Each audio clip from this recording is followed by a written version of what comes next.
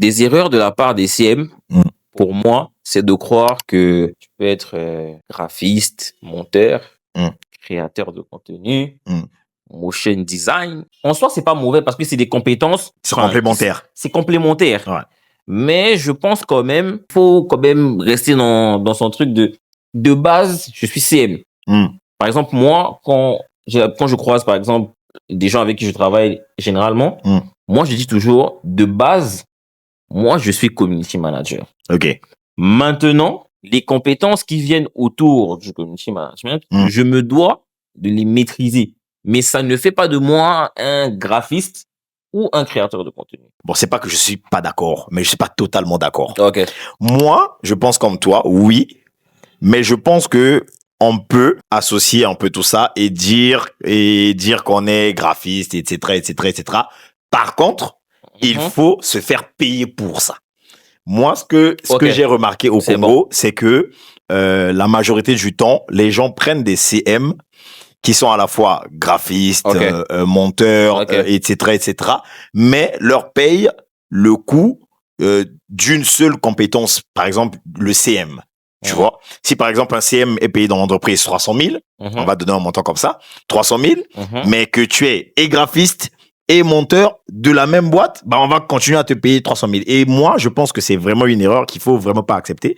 Parce que moi, je faisais beaucoup cette erreur-là à l'époque. Et c'est ça l'erreur pour moi. Ouais, je faisais vraiment beaucoup cette erreur à l'époque. C'est que, bah, je vendais tout le packaging au même prix.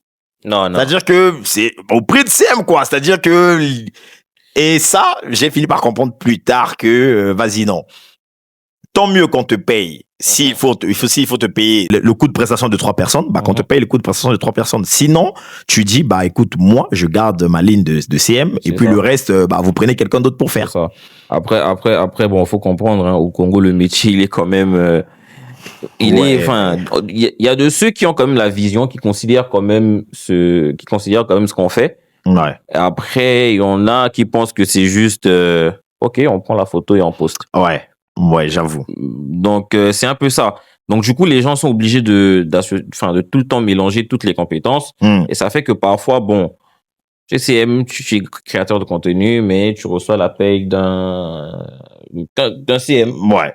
Est-ce que tu penses que ça va changer rapidement, genre dans les 5 ans à venir? De toute façon, tu vois un peu l'écosystème congolais et l'écosystème africain. L'écosystème africain, je dirais que ailleurs, pour moi, c'est déjà, ça va. C'est pas terrible. Ouais, comme en CI, par exemple. Abidjan, c'est bon. Ouais. Le Maroc, pour y avoir, c'est là où j'ai appris la communication et tout. Là-bas, c'est bon. Là-bas, c'est déjà c'est normalisé.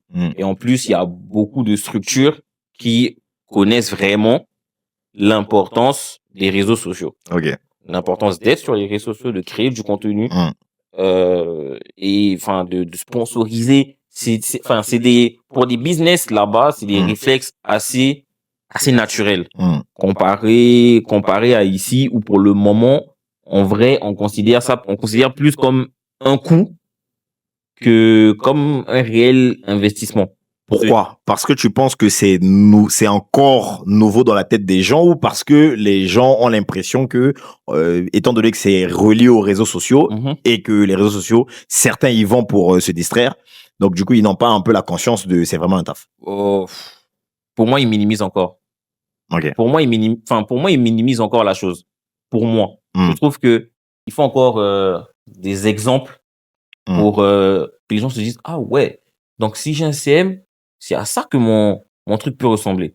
Il y a un client, il y a un client, on va pas citer aussi. C'est vraiment, j'aime beaucoup leur com. Enfin, tout ce que c'est possible de donner quand même un indice. Ouais, vas-y, donne, vas-y. Vas-y, on va être gentil. Ils font les meilleures glaces de quelque part dans la nation. C'est vraiment l'impact que moi je vois en tant que professionnel par rapport aux autres structures. Enfin, c'est le jour et la nuit. Ah, t'as signé les gars? Hein? T'as signé les gars? Non, j'ai pas signé, mais Ah, mais t'as dit un client. Enfin, désolé, c'est pas un client, mais c'est des gars que tu vois. C'est des gars que je vois. Ouais, parce que je connais. Shout out, my gars, tu fais du très très bon boulot. Mais très bientôt dans Pêle-Mêle aussi, on se verra. Mais en termes d'impact, par rapport aux autres trucs, on voit quand même. On voit quand même que le truc, les gens sont. J'avoue, après, bon, je vais pas parler pour lui, mais je pense que c'est même, sa plus grosse vitrine normalement lorsque il se présente et qu'il dit, bon, pour moi en tout cas, moi si j'étais à sa place, bah, il suffit de montrer ça comme portfolio. Je pense que, bah, partout tu passes, tu vois. Partout tu passes, c'est ton passeport parce que c'est bien fait. C'est très bien fait. Pour moi, les gens ont encore besoin d'exemples de ce genre pour vraiment comprendre l'impact que les RS peuvent avoir sur un business. Je peux comprendre certains entrepreneurs qui sont dans l'optique de quand j'investis sur la com, je veux tout de suite du résultat. Mais après, il faut aussi se mettre en tête que lorsqu'on veut créer une communauté, lorsqu'on veut créer un business qui soit visible et quand même assez rentable sur le long terme, il n'y a pas trop de freins à main à mettre sur sa com. La communication, c'est la base. Si vous parlez pas de votre produit, à part votre entourage et vos amis, enfin, je sais pas qui va voir le produit. Hein. Je sais pas qui va voir le produit, je sais pas qui va acheter, on voit pas les prospects. Dans quelle mesure penses-tu que les statistiques peuvent aider le CM à améliorer un peu la communication ou plutôt sa stratégie sans se noyer dans des chiffres énormes? La data, par exemple, dans les datas qu'on a souvent sur les RS, l'âge, la ville, le sexe, homme, femme. Enfin, ça, par exemple, c'est des datas de base qui peuvent déjà aider un CM à faire un persona. Une fois que ton persona est fait, une fois que tu as à peu près déterminé ta cible, ton cœur de cible, tout ce qui va avec, en fonction de ça, tu peux améliorer, par exemple, les sujets que tu traites sur ta page. Donc, en fait, tu crées pas du contenu pour toi. À partir de la data et du persona que tu as créé, tu crées du contenu qui va intéresser ta cible, ton persona. Et en fonction de ça, il y a des contenus à type informatif, il y a des contenus à type vraiment commercial. Et c'est ce genre de contenu qui vont faire que ta cible s'engage. Parce que si tu as par exemple une cible de 15 ans ou de 16 ans, la façon dont tu vas parler, par exemple... cette cible n'est pas la même que... On va pas dire souscrivez à machin truc, sachant que par exemple, tu as une cible de 16, 17 ou des jeunes ou des plus jeunes. Faut avoir un langage un peu plus chill pour que les gens puissent capter. Donc déjà que rien que par cette data là, ça peut vraiment améliorer le choix des contenus et tout ce qui va avec. Après, par exemple, il y a un truc que moi je fais souvent je fais souvent, c'est que j'ai l'habitude de tester beaucoup de contenus. Et parfois il y a un contenu qui se démarque le plus. Et en fonction de ce contenu qui se démarque, du coup, tu analyses. J'analyse pour voir ce qui marche. Et en fonction de ça, on essaye pas forcément de dupliquer le même contenu, mais d'essayer de proposer dans la même ligne. De mettre des éléments qui vont faire en sorte que ce contenu puisse avoir de la visibilité. Quelle est ta KPI préférée? C'est les partages, parce qu'en réalité, tu peux avoir un contenu, il est bien, hein, mais peut-être qu'il a moins fonctionné que d'autres. Mais le fait qu'il y ait des gens qui quand même partagent le contenu, en fait, ça fait un effet de toile d'araignée. Moi, je partage. Après, toi, tu vois. Si ça te plaît, tu repartages. Ainsi de suite. Il y a aussi quand même, je veux quand même rajouter les enregistrements. Les enregistrements, pour moi, ça prouve que si le contenu, par exemple, était informatif, ça prouve que les gens ont quand même trouvé le contenu intéressant pour... après, moi, je pense que les enregistrements, c'est surtout quand le contenu est informatif, par exemple. Ou éducatif aussi, surtout. Et ton côté, c'est quoi ton KPI? Moi, je suis très frileux des commentaires. J'avoue que moi, j'aime beaucoup les commentaires. C'est vrai que l'interaction... Moi, l'interaction, la base vraiment de l'interaction pour moi, c'est vraiment les commentaires. C'est même pas les likes, c'est même pas les enregistrements et les partages. Les partages, encore, oui. Mais pour moi, c'est plutôt les commentaires. J'aime vraiment... Les publications qui ont plus de commentaires, pour moi, sont des publications réussies.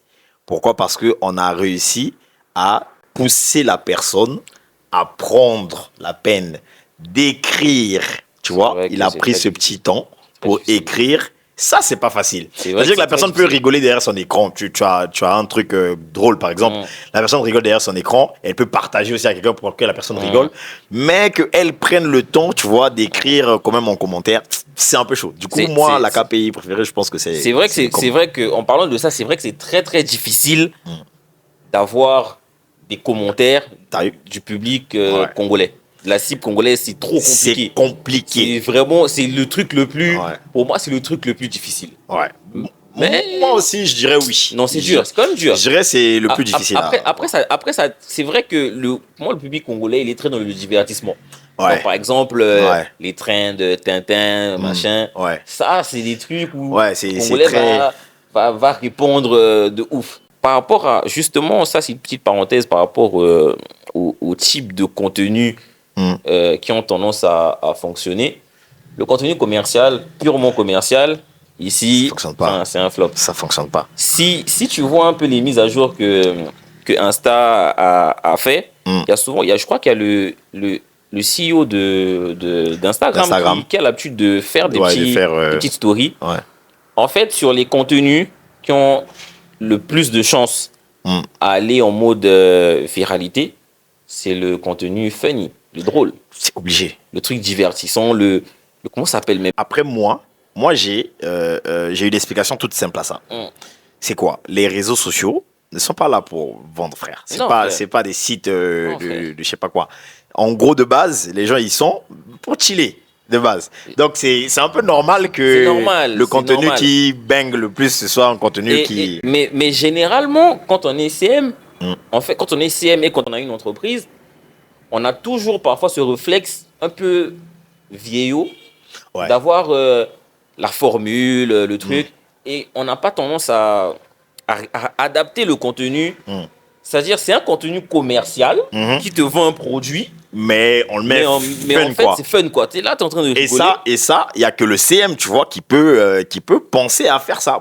À mon sens, le CM ou le SMM, tu vois. Ouais, le social media manager. Tu vois, il y a que ceux qui sont dans cette lignée qui peuvent faire ça. Ça, c'est pour répondre un peu à la question pour les gens qui disent que vas-y, c'est pas vraiment un boulot, tu vois. Mais vrai de vrai, en gros, le CM, moi, je pense que le CM aussi, c'est un peu ça le rôle du CM, c'est de comprendre comment ramener une personne qui est censée chercher du divertissement. Bah, dans le divertissement, tu arrives à faire vendre la personne, tu vois. C'est ça. Un truc très, très, très, très simple que nos voisins de la RDC faisaient. Ils ont compris que les gens aimaient beaucoup la musique. Bah, eux, ils mettaient tout à musique. Que ce soit des pubs et tout, il y en a tout passé par la musique. Pourquoi? Parce que les gens aimaient beaucoup la musique. Vu que c'est un pays à musique, bah, tout passait par la musique. Du coup, ils faisaient leur publicité par musique. C'est comme ça, en gros. Je pense que c'est la même formule avec le CM. C'est le même schéma. C'est le même schéma. Le CM, si tu veux être un CM très efficace de base, il faut savoir comment contourner un peu, contourner les règles, essayer de pouvoir vendre, même en faisant rire la personne, bah, tu essaies de lui vendre quelque chose, quoi.